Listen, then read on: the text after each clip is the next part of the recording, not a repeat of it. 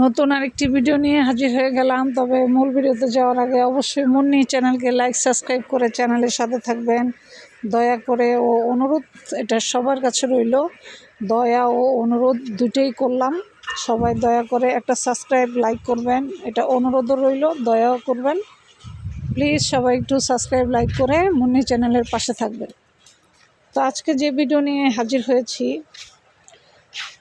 আমরা যদি জাহান্নামে যাই তাহলে এটা হচ্ছে আমাদের পৃথিবীতে যে কাজ করছে এই কারণে জাহান্নাম আল্লাহ দিছেন, এটা আমরা প্রাপ্য। আর যদি আল্লাহ আমাদেরকে জান্নাত দেয় তাহলে এটা হচ্ছে আল্লাহ তাআলার করুণা। কারণ আল্লাহর করুণা ছাড়া কোনো ব্যক্তি জান্নাতে যেতে পারবে না। কারণ এই পৃথিবীতে প্রত্যেকটা ব্যক্তি গুনাহগার ব্যক্তি, ইভেন প্রত্যেকটা ব্যক্তি পাপ করেছে, গুনাহ করেছে, বহুত গুনাহ করেছে। যে গুনার ওজন যদি আল্লাহ একবার দেয় তাহলে আমরা কোনো ব্যক্তি জান্নাতে যাওয়া তো দূর, জান্নাতের আশেপাশেও আমরা যাওয়ার কোনো অধিকার নাই। তাহলে আল্লাহ যদি আমাদেরকে জাহান্নাম দেয় তাহলে এটা হচ্ছে আমাদের কর্মের কারণে আমরা জাহান্নামে যাওয়া। তাহলে আল্লাহর বিচার সঠিক বিচার করছে আল্লাহ। আর যদি আল্লাহ আমাদেরকে জান্নাত দেয় তাহলে এটা হচ্ছে আল্লাহ তাআলার করুণা, অশেষ করুণা।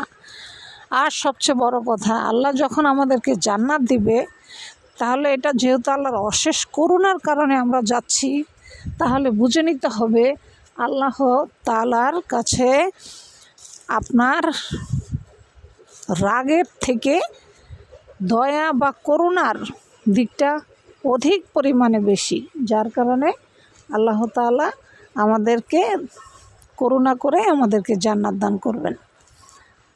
তাহলে আমরা আজকে জানতে পারলাম আমার এই ভিডিওতে যে আল্লাহ যদি আমাদেরকে জান্নাত দেন তাহলে এটা আল্লাহ আমাদেরকে করুণা করে দিবে। আর যদি জাহান্নাম দেয় তাহলে সেটা আমাদের কর্মের ফলের কারণে আমরা যাব, এটা সঠিক বিচার।